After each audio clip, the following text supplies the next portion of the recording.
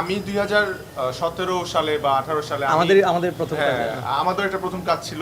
আমাদের ওই প্রথম কাজটার নাম ছিল ভ্যালেন্টাইন্স গিফট। সো প্রবিতার সাথে আমার ফার্স্ট কাজ ছিল, ওইটা প্রবিতার ফার্স্ট ডিরেকশন ছিল, আমার সাথে সাফা ছিল। সো ওইটাও যদি বলি বা ওই টাইমটার কথা বলি, আমার নাটকের বাজেট ছিল 1,60,000 টাকা। সো ওখান থেকে আসলে যখন 30, 35, 40-এ চলে আসছে, এটা আমাদের জন্য অনেক বড় একটা অ্যাচিভমেন্ট। এটা শুধু আমাদের জন্য না, ইন্ডাস্ট্রির জন্য অ্যাচিভমেন্ট। কারণ হচ্ছে যখন স্কেল বড় হচ্ছে, যখন বাজেট বেশি হচ্ছে, তখন আমরা বড় পরিসরে গল্পগুলো বলতে পারছি। এবং তাতে কি হয় যে আমরা সুন্দর মতো অ্যাক্টিংগুলো করতে পারি। আগে যেমন খুব তাড়াহুড়ার মধ্যে কাজ করতে হতো, তো এখন যেটা হয় যে আমরা 7 দিনে কিন্তু খুব আরাম করে সিকোয়েন্সগুলো করতে পারি, তাড়াহুড়া থাকে না যে 2 দিনে শেষ করতে হবে। সো এটা অনেক বড় একটা ব্লেসিং আমি বলবো, এবং এটাতে সবার অবদান আছে।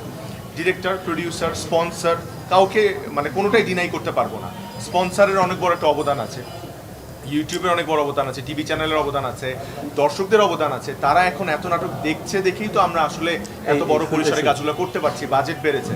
সো আমি বলবো এটা অনেক বড় একটা অ্যাচিভমেন্ট, এবং আমি এবং দাদা হোক বা এবং আরও অনেকজন আর্টিস্ট বা ডিরেক্টর একটা জার্নি করে আসছি, অনেক বড় একটা জার্নি। সো আমার যেমন নাটক ইন্ডাস্ট্রিতে অলরেডি 13 বছর চলতেছে, তো আমি বলবো একটা লং জার্নি এটা। সো এটাই আর কি।